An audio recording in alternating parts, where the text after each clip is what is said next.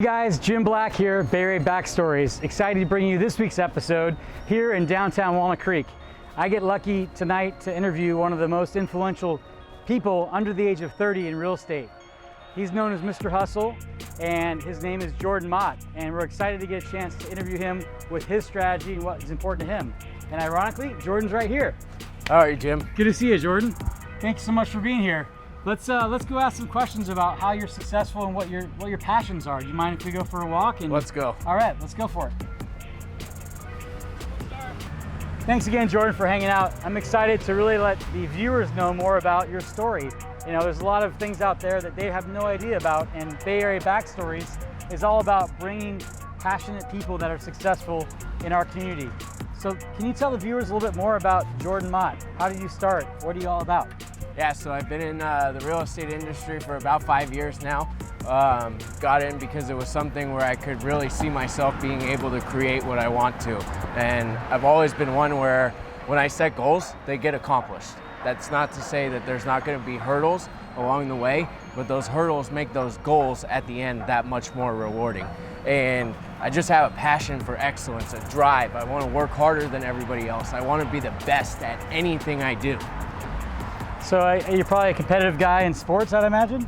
Yeah, I mean, I played football in high school, starting quarterback for 3 years at Santa Clara High, and then most recently I've had a great opportunity to coach high school football at the Harker School in San Jose, which has been a tremendously rewarding experience. That's cool. Well, there's so much more about you that I want to get to know and show with the viewers, and I'd like to sit down with you and maybe ask some more questions. Are you cool with that? Let's go for it. All right, let's go sit down. Well, thanks again, Jordan, for hanging out with me on this nice park bench. Anyways, the three questions I wanted to ask you, I think are good, intimate questions to really learn more about you and let people know that there's no secret to success. It's not like you're inventing some cool patent or that you have a secret sauce. It's really fundamental things. And so my first question I'd like to ask you is, what do you contribute your success to? So it's a great question, and like you mentioned, it's not rocket science, right? I mean, it takes hard work, it takes dedication, it takes consistency, and it takes passion, right? All of those things combined together will create results that are unprecedented. If you're willing to work harder than everyone else, then you're better than your competition already, right? I feel like there's a lot of people who have aspirations to reach these certain goals and successes, but they're not willing to put in the work that it takes to get there. So obviously any goal that you set, there's an amount of work that it takes to get there, right? And so working harder than everybody else is without a doubt the number one thing. And that's whatever I tell anyone when they ask that question, right? This thing is not achieved overnight. Success doesn't happen within 24 hours unless you luckily hit the Powerball numbers, right? But that's a slippery slope as it is.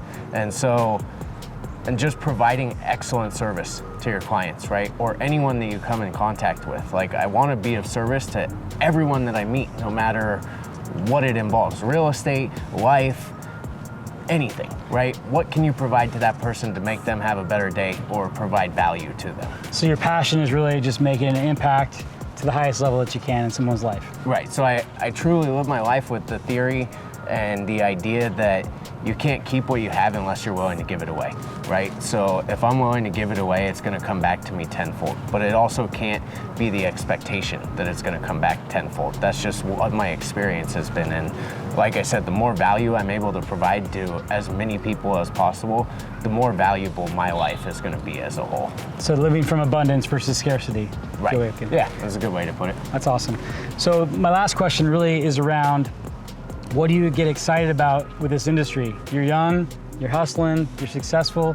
What do you see your future looking like in real estate in the next 5 years? What intrigues you? What drives you to be better?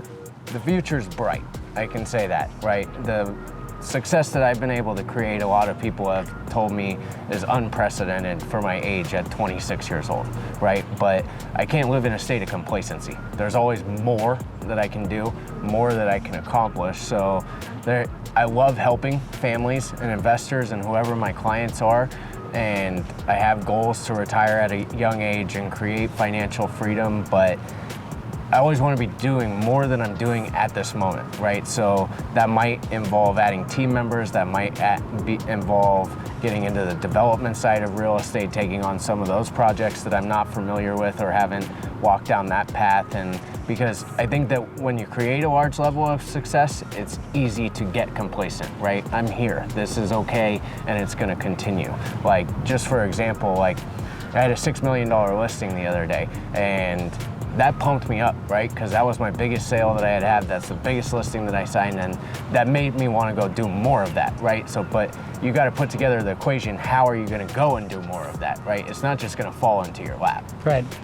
Well, that's exciting. You got me thinking about the hustle, the sports theme. I'd like to go grab a beer with you and talk a little bit about sports, because I think we both have an affinity for sports, and I think I'd love to talk to you a little about that at my favorite little pub down the street. Are you okay with a beer to close this out? There might be a few disagreements on that topic. I got a feeling there might be also. All right, let's go. All right, Jordan, thanks again for hanging out with me at Stadium Pub here in Walnut Creek. So I got 3 important questions that are way more important than real estate. We're gonna talk some sports right now. First question, is it the Niners or the Raiders? Niners.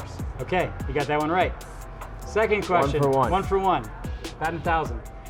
Second one, Sharks or the Golden Knights? Bro, is that even a question? What just happened in Game 7? Go Sharks. All right, 2 for 2. We're batting 1,000 again. I like these. I like these percentages. Okay, the most important question though, of all the questions I've asked today is it the A's or the Giants? All right, this answer might not be very liked in the Bay Area, and this might take my batting percentage back down to 0, but go Dodgers. Oh my God, killing me here. Dodgers fan, really? That's right. Grandpa from Brooklyn. Born and raised in the Bay Area, and he's a Dodgers fan. You know what? Well, you know what, Jordan? There's things that I disagree with you on. That's okay. At the end of the day, you're a great guy, you're successful, and I'm rooting for you no matter what happens with your sports team alignment. Right back at you, Jim. Thanks, man. Well, thanks again for being on our show today. Another edition of Bay Area Backstories. I'm excited about watching more shows with you. Please log into our website, see more about BayAreaBackstories.com. And until the next episode, hustle on. Sounds good. Cheers. Cheers.